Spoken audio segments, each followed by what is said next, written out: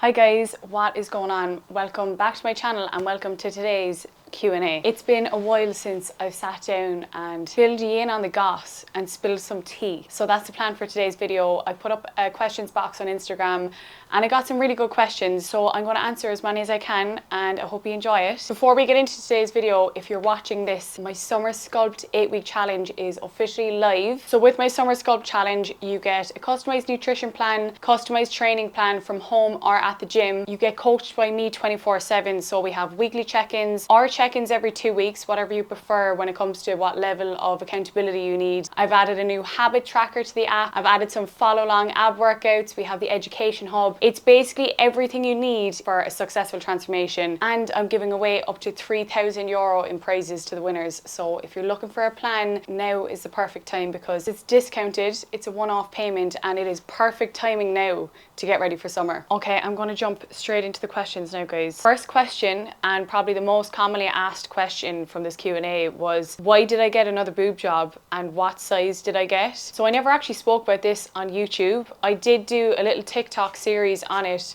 when it was going on at the time, but in December I had my breast implants replaced. I went to Malaga and I had them replaced and I'm all recovered now. Everything went really smoothly, thankfully. Long story short, I developed something called capsular contractor in my right implant and I noticed issues about 2 years after I first had them done. Went back to my previous surgeon, told him that I was like feeling a little bit of discomfort and the shape of the implant was changing and it just didn't, I don't know, it didn't look right. It wasn't very visible to other people, but I could notice it. And of course, I was told here that wasn't his problem, wasn't his fault.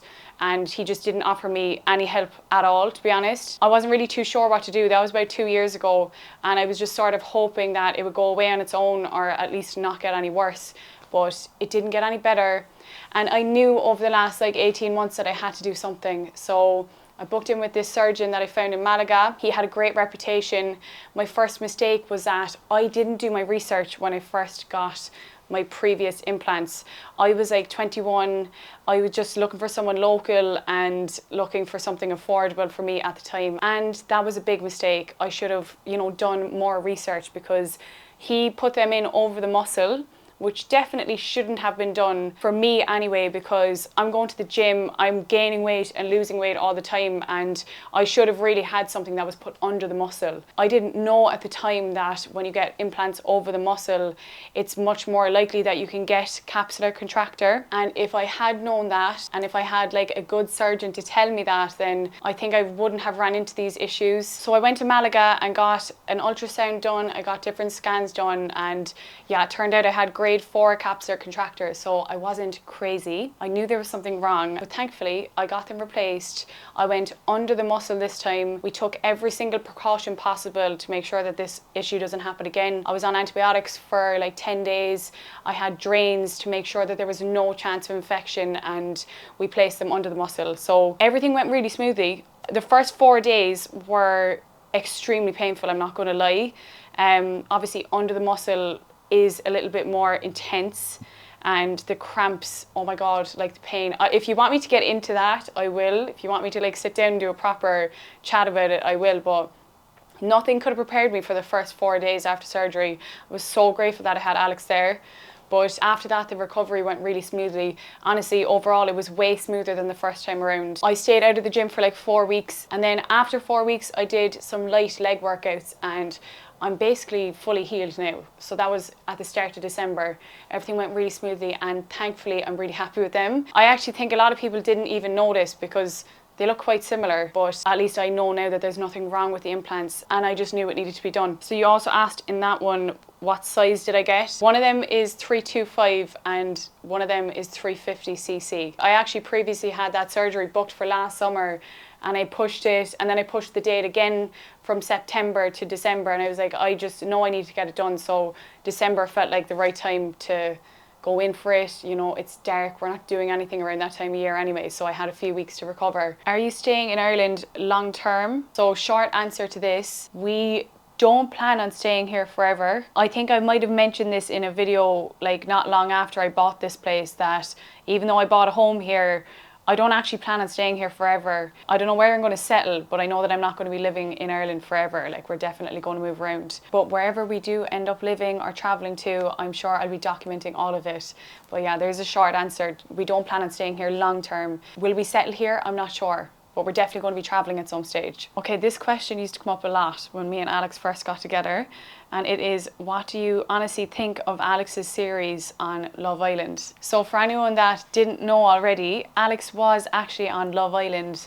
I think it might have been like 8 years ago now. He was in like one of the earlier seasons, like maybe season 2 or season 3, I think. And when I met Alex, I actually didn't know who he was, which is probably a great thing in hindsight. Like, he slid in my DMs on Instagram, and I was living with Victoria at the time, and I was obviously single, and Alex slid in my DMs, and I was like, who's this guy? Like, he looks kind of handsome. She was like, oh my God, that's Alex from Love Island.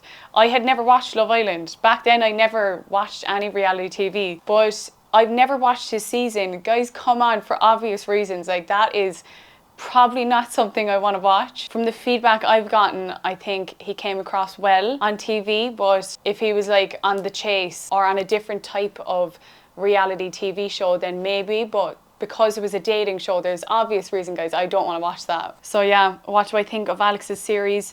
I don't really think anything. I haven't watched it, but I'm sure it was a really entertaining series. I think it was one of the most viewed series on Love Island, so they must have been doing something right on it. Do you get Botox/laser treatment? Your skin is glowing recently. Thank you. I have actually really been prioritizing my skin, especially over the last like 6 months, so thanks for noticing. So yes, I do get Botox. I'm 27 now, and I have been getting Botox on my forehead. I don't get it anywhere else in my face. And when it comes to skin treatments and the rest of my face, I've had Soft Wave done. That was only like maybe 2 months ago. It's kind of like a laser treatment, but it like penetrates your skin. It gets really into the deeper layers of your skin to promote collagen and elastin. So I had that done. It was really, really painful, but I do feel like my skin has been a little bit plumper and glowing since then. And last year I had Profilo, so that's another like injectable type of skincare basically. I think it's mainly like collagen and elastin again.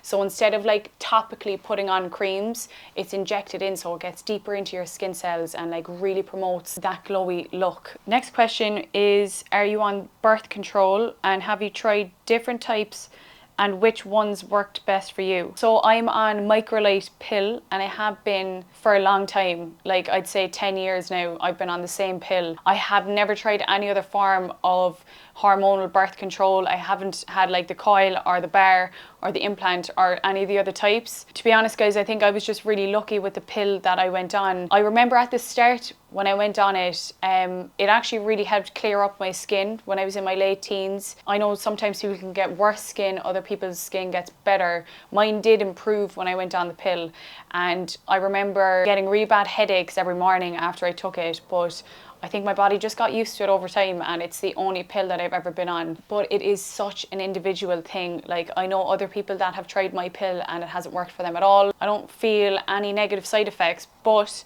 I have spoken to like friends and clients that have come off their pill and they thought they were fine when they were on it, and they come off and they feel absolutely amazing.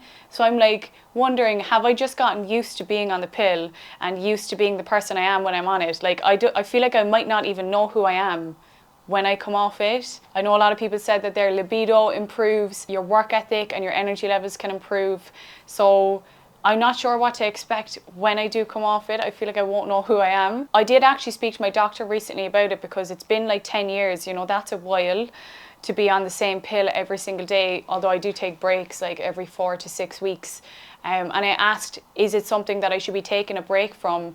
And my doctor told me that I don't need to take a break unless I'm planning on starting a family anytime soon, which I'm not, by the way. I'm not planning on having kids this year anyway. They told me not to come off it unless I'm starting a family. So I have asked my own friends and they've had similar advice from their doctors. I don't know, I was just concerned that it's been so long since my body has had a natural cycle.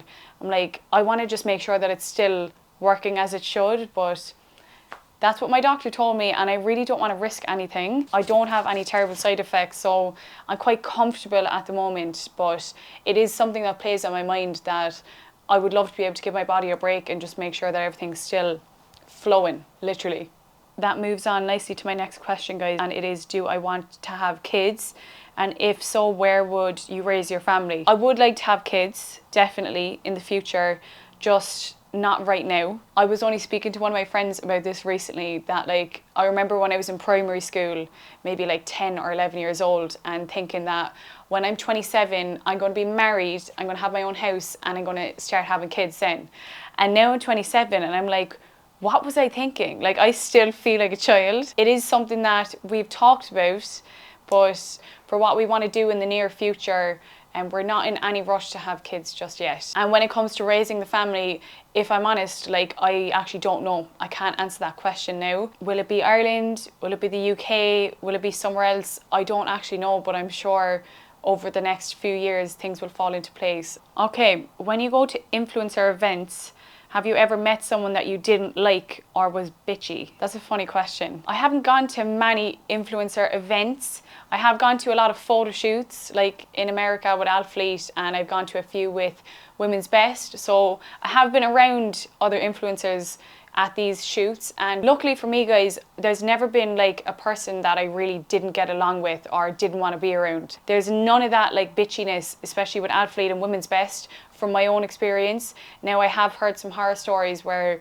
there are certain people that are just the complete opposite to what they portray online.